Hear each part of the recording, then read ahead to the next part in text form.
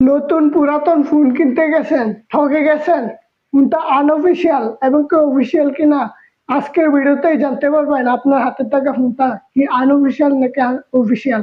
কাউকে ফোন কেনার জন্য যদি মার্কেটে যান, যদি মোবাইল সম্পর্কে না জানেন, ধারণা না থাকে, ভাই কি করবেন বলেন। তো চলুন তার আগে এরকম ইম্পর্টেন্ট ভিডিও পেতে আমার পেজটি ফলো করে ইউটিউব চ্যানেলটি সাবস্ক্রাইব করে পাশে থাকুন।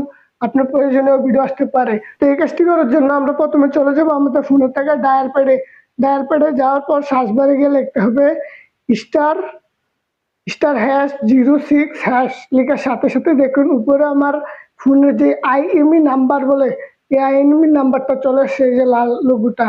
তারপর এখানে দেখুন IMEI 2 যে নাম্বারটা, এগুলা বক্সে শুধু থাকে। ভাই ফোনটার মধ্যে আছে কিনা, বক্সে আছে কিনা অ্যাডজাস্ট করে দেখবেন যে দুটোটা IMEI নাম্বার ঠিক আছে কিনা। তারপর দেখুন এখানে সবকিছু দেওয়া আছে। তো তারপর এখানে দেখুন আপনার ফোনে IMEI নাম্বার দেখাচ্ছে। তো এখান থেকে যে কোনো একটা IMEI নাম্বার আপনি কপি করে নেবেন। আর কপি করে নেওয়ার পর এখান থেকে সোজা আবার ডায়াল প্যাডে চলে যাবেন। ডায়াল প্যাডে যাওয়ার পর লিখতে হবে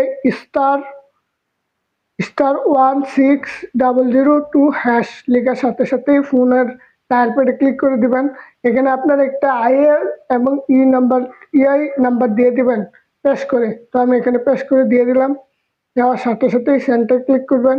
তারপর দেখুন এখানে দেখাচ্ছে আপনার ডিভাইসে পাওয়া গেছে, মানে আপনার ডিভাইসটি BTIC ডিভাইসে পাওয়া গেছে, মানে আমার ফোনটা অফিসিয়াল ভাই।